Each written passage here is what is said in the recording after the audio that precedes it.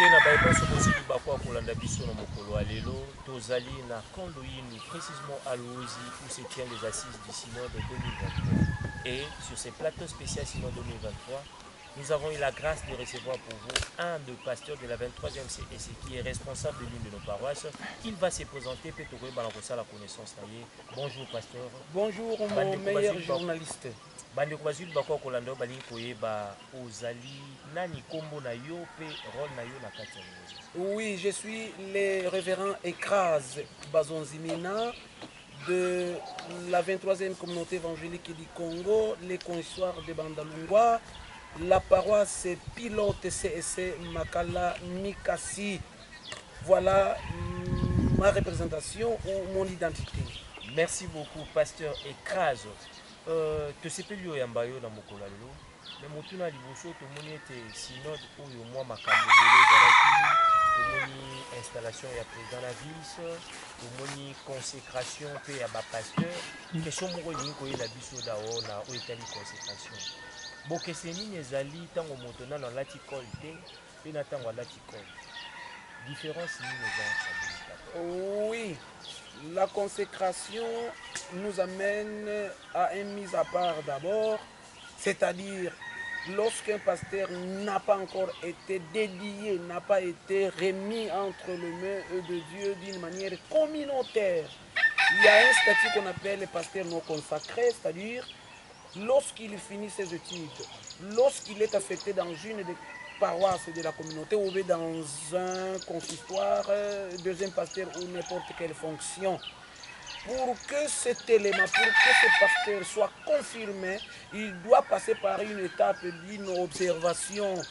Les pasteurs, les fidèles, les quartiers doivent encore de nouveau l'étudier, doivent encore l'orienter, le guider, lui apprendre encore, et lui aussi apprend encore une nouveauté, mais aussi lorsqu'il est dans cette période de la nouveauté d'apprentissage, il est pasteur de la paroisse, il est responsable, il est tout à fait pasteur en tout et pour tout. Mais la différence c'est que pour qu'il soit confirmé, il a fallu qu'il soit amené à la merci, au public. Et ce public forme les synodes, le public forme la présence de tous les fidèles qui viennent de partout, le consistoire. Lorsqu'ils sont là, c'est comme Jésus l'a dit, que je suis venu maintenant pour que vous soyez en paix. Alors, la consécration veut tout simplement dire encore de nouveau que c'est lui qui n'avait pas reçu la tenue pastorale, c'est lui qui n'a pas porté notre col pastoral. C'est le signe qui prouve à suffisance que c'est lui qui a été pasteur d'abord laïque, qui est pasteur finaliste, qui a été affecté dans des paroisses, maintenant qui va se confirmer au rythme, au dogme et pourquoi pas au principe communautaire. Voilà la différence que nous avons constatée. Merci beaucoup pour donner ces éclaircissements. Tout le monde est après wana tozali na ba 6 ya synode. Et bandaki déjà depuis lundi, tozali pe na culte ba retraité awa, tozali mardi lobi na culte ya évangélisation et mission et puis tozali kokoba toujours mais ba sujet ozalaki important na ba 6 oyo etie moi nungu CEC CEI basusu bandimi basusu baboyi tant que pasteur responsable d'une paroisse analyse na yo concernant ces sujets ezali lolenge kani. Vraiment mes bons journalistes, je ne tiens que vous remercier d'abord.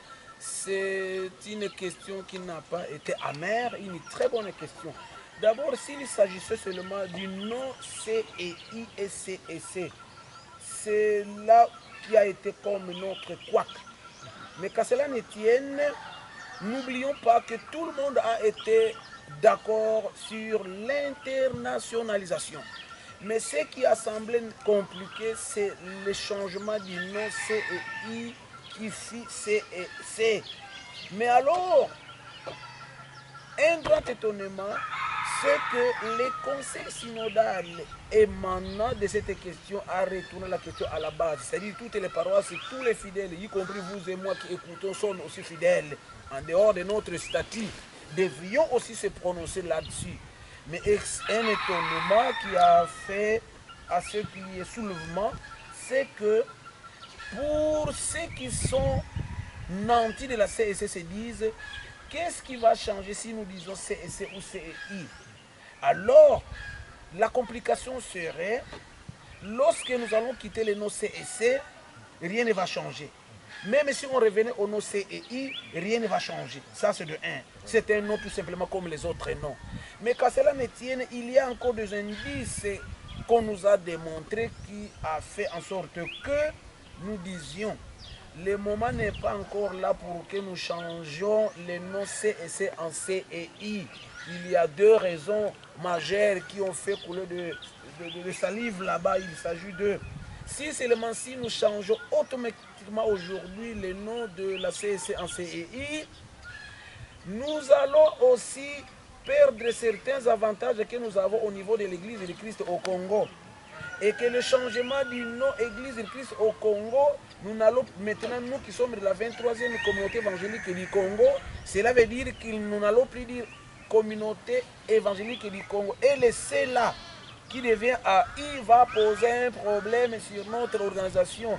D'ailleurs, notre avocat conseil nous a éclairé, tout le monde a été témoin, vous étiez aussi témoin, ce qui a fait en sorte que nous sortions de l'ombre. C'est vrai que moi aussi je n'étais pas du tout satisfait lorsque j'ai constaté l'avocat se présenter en nous donnant tous ces éclaircissements. Il a fallu qu'il nous les donne au synode 2021, mais subitement il va éclairer le synode en 2023. Mais qu'à cela ne tienne, nous disons d'abord merci.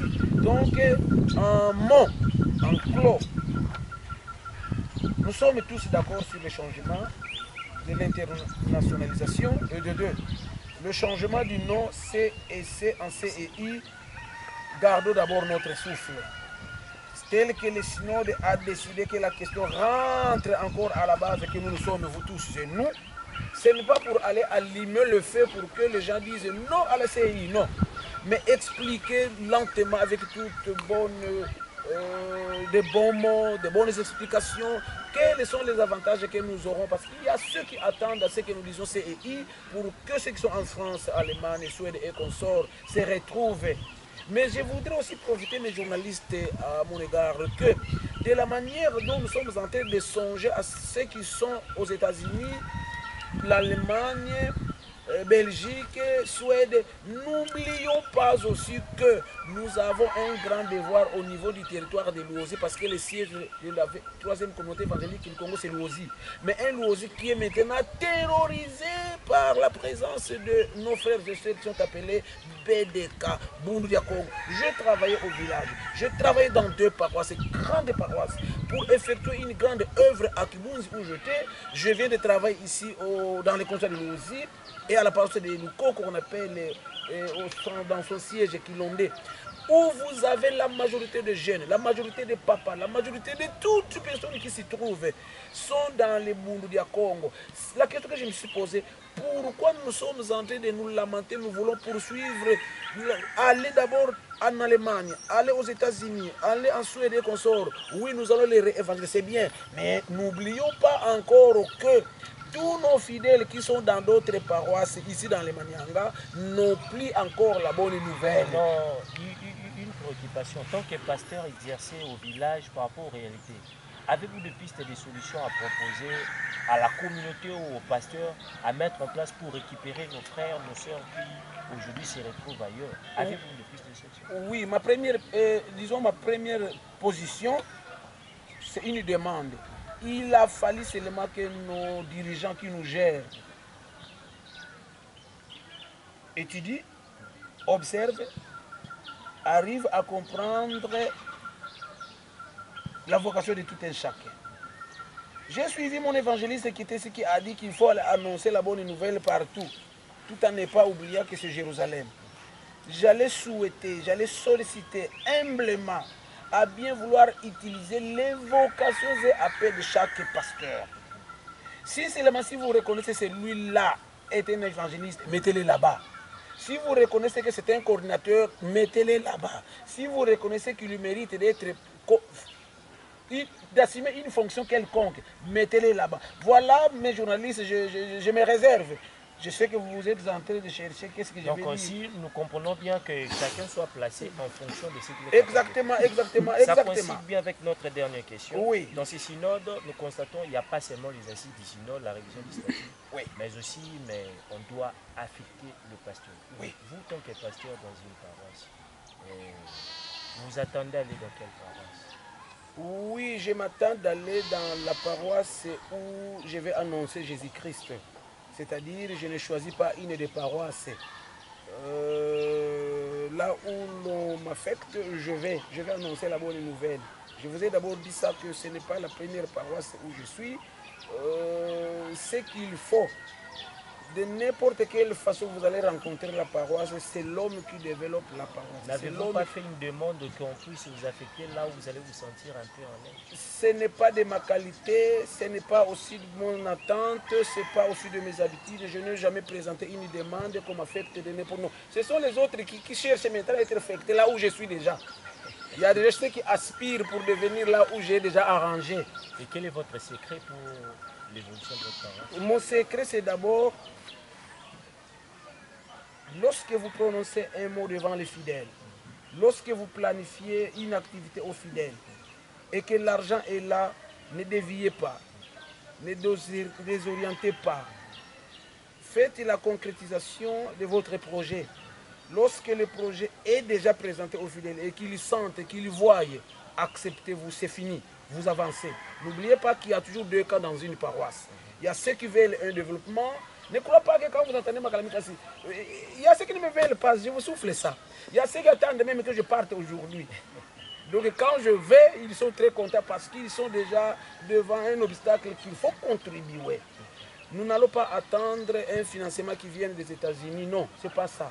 Je vais aussi vous demander, mes journalistes, à ne pas oublier nos présidents de la République, nos ministres, nos sénateurs, nos députés. Si seulement si je regarde encore l'évolution de nos paroisses, de nos consistoires, et même nous, c'est comme si nous voulons toujours observer l'argent qui se trouve aux États-Unis, en Suède, en Allemagne, en Belgique. Non, ce n'est pas vrai. L'argent est en République démocratique. L'argent est à Kinshasa. L'argent est à Matadi, à Lozi. Posez-vous la question, qu'est-ce qui a fait que je construise une maison de 8 chambres, une toilette et qu'on sort à Kibouzi? Je viens de construire un grand temple ici à Kibonde, du début à la fin, tout. Mais pasteur, une dernière question. Oui. En fait, il y a un problème dans la CEC. Nous constatons aujourd'hui, même le pasteur veut s'accrocher aux politiciens. L'église est devenue un peu politisée. Vous sentez que pendant les activités de l'église, les politiciens ont cette audace-là de monter du haut de la chair pour dire n'importe quoi. Actuellement, vos soutiens, il faut courir derrière le politicien. Est-ce que ça n'affaiblit pas la grâce de Dieu en vous? Parce que vous allez maintenant trier de messages à donner. Je ne sais pas. Une très bonne question, papa journaliste. D'abord, je ne crois pas. L'église, c'est la politique, c'est l'église. Dieu est lui-même d'abord politicien. Lorsqu'il a compris qu'il a construit le jardin d'Éden, il a placé Adam et Ève là-dessus. Écoutez sa politique. Oh, il a mis tous les biens, il a mis même l'eau, il a mis les animaux. Il ne restait qu'à dire à ces gens, utilisez-les, prenez-les, coordonnez-les, gérez-les.